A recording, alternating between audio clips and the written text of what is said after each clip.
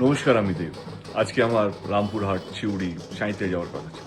আমরা শিডিউল মতন আমরা হেলিকপ্টার করে রওনাও দিই, কিন্তু কিছুক্ষণ যাওয়ার পর ওয়েদারটা খুবই খারাপ হয় এবং পাইলটের মনে হয় কিনা এটা সেফ হবে না আমাদের ট্রাভেলটা, তো আমরা আবার ফিরে আসি। সেই জন্য আজকে আমি এই 3টে সভা, 2টো রোড শো, একটা সভা ছিল, আমরা যেতে পারলাম না, তার জন্য আমি দুঃখিত।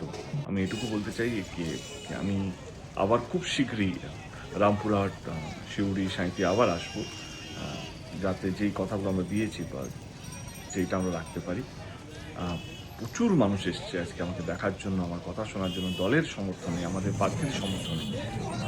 কিন্তু বুঝতেই পারছেন এই ওয়েদারে, এবং এতগুলো অ্যাক্সিডেন্ট হয়েছে এর মধ্যে, তো পাইলট ছাড়া অলসো নট টেকিং রিস্ক। তো সেই জন্য আজকে আমাদের পুরো দিনের মিটিংগুলো ক্যান্সেল করতে হবে, তার জন্য আমি আবার দুঃখিত। আমি এটুকু বলতে চাই আমি খুব শীঘ্রই আপনাদের সঙ্গে দেখা করতে আসবো। ভালো থাকবেন, সুস্থ থাকবেন। আজকে কেন ক্যান্সেল হলো?